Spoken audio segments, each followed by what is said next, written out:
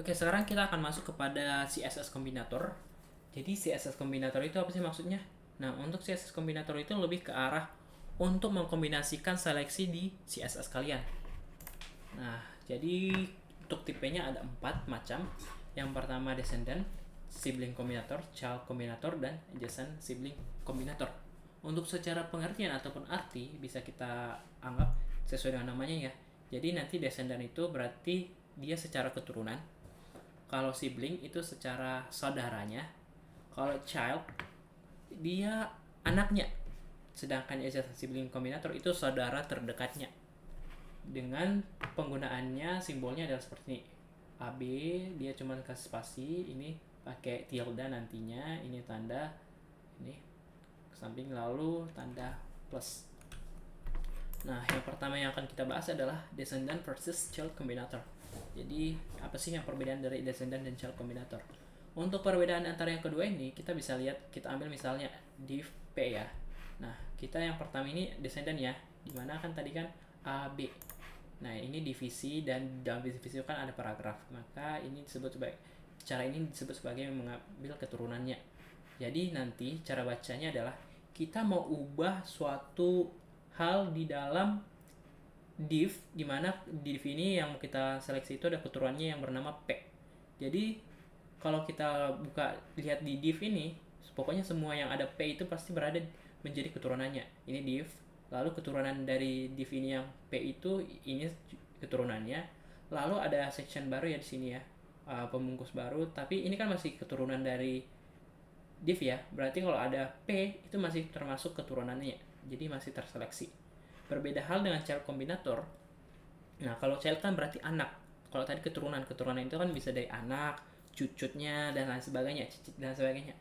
Semua masih diambil. Kalau anak ya udah cuma anaknya doang, berarti cucunya nggak diambil lagi. Jadi kalau kita lihat kita cuma mau ngambil anaknya dari div ini yang namanya P, berarti cuma sampai di kita lihat divnya ini, lalu anaknya mana yang P, ya udah ini. Kalau yang di bawah ini kan sudah masuk cucu ya, karena dia pembungkus yang baru. Beda hal kalau dia masih di luar section, masih setara dengan yang ini, berarti dia masih anak. Tapi ini udah jadi cucu, maka yang seleksi cuma yang atas doang, sedangkan yang cucunya ini nggak bakalan terseleksi. Jadi itu perbedaannya. Nah, kalau kita lihat dari Visual Studio Code-nya, misalnya nih, oke, kita mau kasih dulu dia suatu tambahan ya. Misalnya kita ingin mengubah warna yang di atas ini nih jadi warna orange seperti ini. Pertama kita buat dulu navigasi ya. Ini kan navigasi ya. Gimana sih navigasinya? Ada di mana navigasi ya? Navigasi tadi saya buat di sini. Nah, benar ya.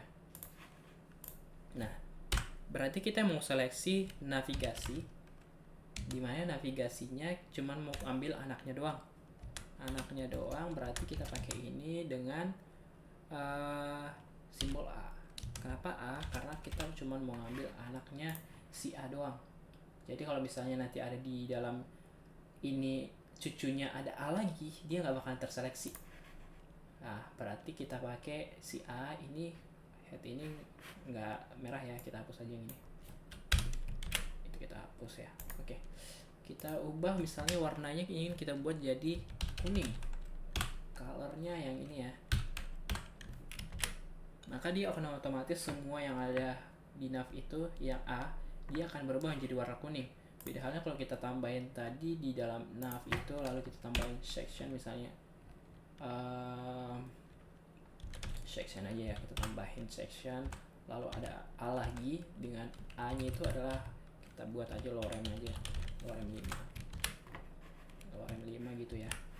Nah ini ya misalnya, dia nggak bakal warna kuning karena dia termasuk cucu ya, cucu. Sedangkan yang mau kita ambil tadi cuman ini, cuman si anaknya. Beda hal kalau kita tanpa cuman spasi doang, dia akan ngambil juga karena dia termasuk keturunan dari si ini, si apa sih namanya, si nav.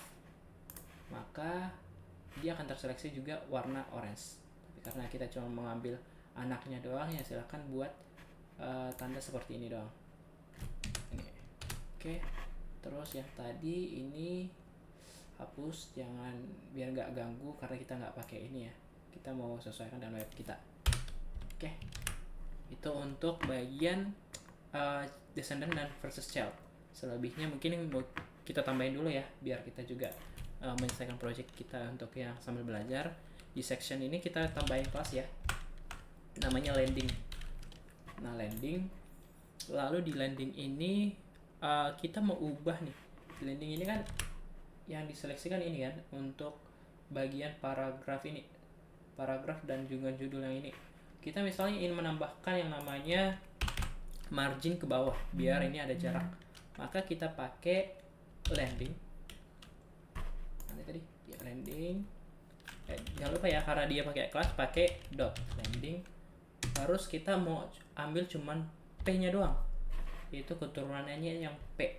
Jadi setiap keturunannya p dia akan berubah sesuai dengan yang kita buat. Kasihkan C# dan kita akan tambahin margin.